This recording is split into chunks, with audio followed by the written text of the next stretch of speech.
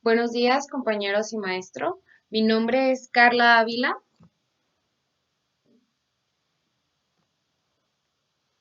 Quiero comenzar con esta imagen. Como vemos, hay varios años de diferencia, pero el contraste no lo hace el tiempo, sino la liberalización comercial.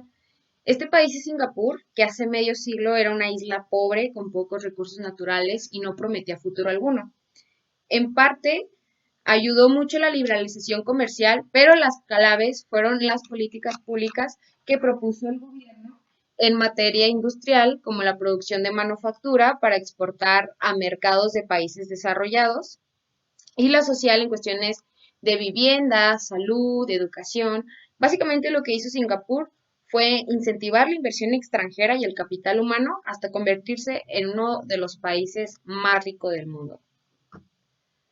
Pero, ¿qué es la liberalización comercial? Es conocida como la eliminación o disminución de restricciones o barreras al libre intercambio de mercancías entre las naciones. Estas barreras incluyen los aranceles, los derechos, los recargos, las barreras no arancelarias, las normas de concesión de licencia y las cuotas. Pero centrándonos un poquito más pues en México, y poniéndonos en contexto, es en 1982 cuando nuestro país presenciaba problemas económicos debido al alza de la deuda externa. La depreciación del petróleo también se le atribuye al terremoto de 1985, entre otros. Y como alternativa para impulsar el crecimiento económico, tanto el Fondo Monetario Internacional, el Banco Mundial y otras instituciones multilaterales le imponen a México implementar un programa de ajuste estructural para su financiamiento que conllevaba un modelo de liberalización comercial. Pero no fue hasta 1986 cuando la mayor parte del comercio internacional se libera cuando México entra al GATT. El libre comercio internacional se incrementa durante el gobierno de Carlos Salinas de Gortari y se concreta en uno de los tratados comerciales más ambiciosos del mundo, que como sabemos fue el Telecán, y con esto no solo se pretendía incentivar la inversión extranjera y reforzar la capacidad de exportación, sino que también garantizaba crecimiento económico estable y sostenido, generación de empleos y bienestar a las generaciones futuras. Y sí, gracias a este tipo de estrategias se ha tenido acceso a un mercado, a mercados más amplios, a competitividad y acceso a una mayor diversidad de productos y servicios, al intercambio de tecnologías y sobre todo se ha incrementado el comercio internacional.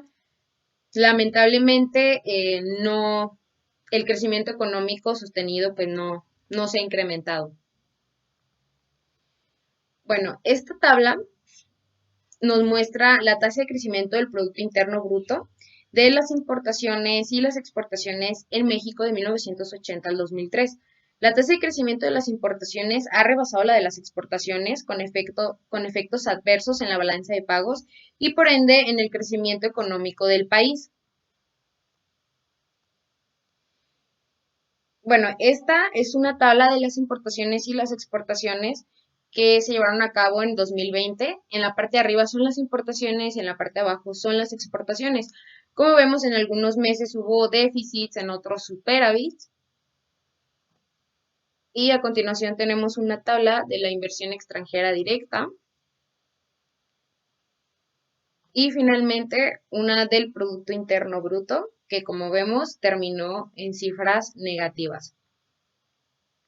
Lamentablemente se asumió que la liberalización comercial sería la solución mágica para resolver todos los problemas que México estaba pasando.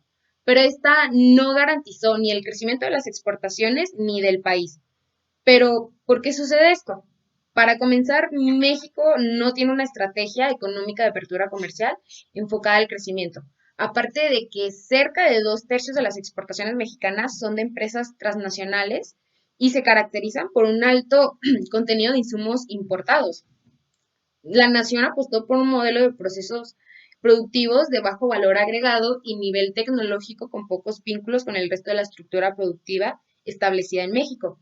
Se ha apostado por una estrategia de crecimiento impulsado por las exportaciones, pero es vital que se creen estrategias que incentiven a las industrias nacionales a ser competitivas a nivel internacional pero dicha competitividad debe de dejar de estar basada en bajos salarios y debe girar hacia la competitividad fundada en la investigación y en el desarrollo tecnológico.